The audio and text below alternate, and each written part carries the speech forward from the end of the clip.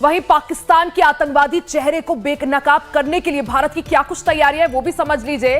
पाकिस्तान को बेनकाब करने के लिए भारत तैयारी कर रहा है।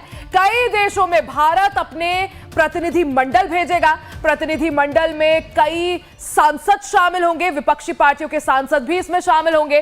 कांग्रेस, टीएमसी, आरजेडी जैसी पार्टियों के डेलीगेशन का भी हिस्सा होंगे। सिर्फ इतना ही नहीं, ऑपरेशन सिंदूर के बाद भारत ने पाकिस्तान को कूटनीतिक तरीके से घेरने की तैयारी अब शुरू कर दी है।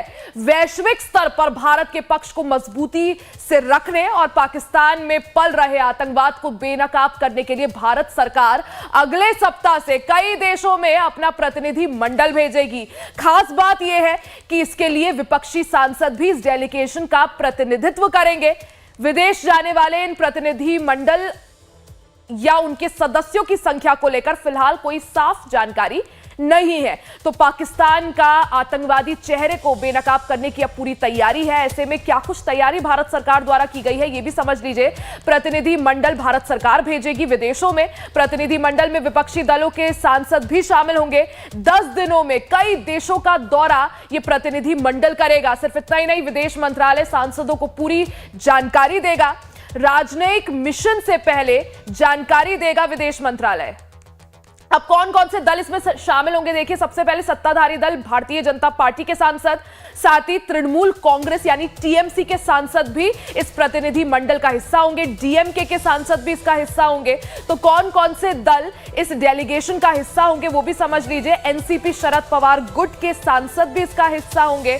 आरजेडी के सांसद भी इसका हिस्सा होंगे। साथ ही बीजू जनता दल के सांसदों को भी इसमें शामिल किया गया है। सीपीआईएम के सांसद भी इस डेलीगेशन का हिस्सा होंगे। ये सभी जो है, और साथ में असदुद्दीन ओवैसी की पार्टी एआईएमआईएम के सांसद भी इसका हिस्सा होंगे। यानी ये समझा जा सकता है कि 10 दिनों के विदेश दौरे पर यहां पर भेजा जाएगा। इन सभी सांसदों को बीजेपी की तरफ से अनुराग ठाकुर प्रतिनिधित्व करेंगे। विदेशों में इन सांसदों को भेजा जाएगा और ऑपरेशन सिंदूर को लेकर, साथ ही जिस तरह से पाकिस्तान का जो आतंकी चेहरा है उसको बेनकाब करने की अब पूरी पुख्ता तैयारी भारत सरकार ने कर ली है।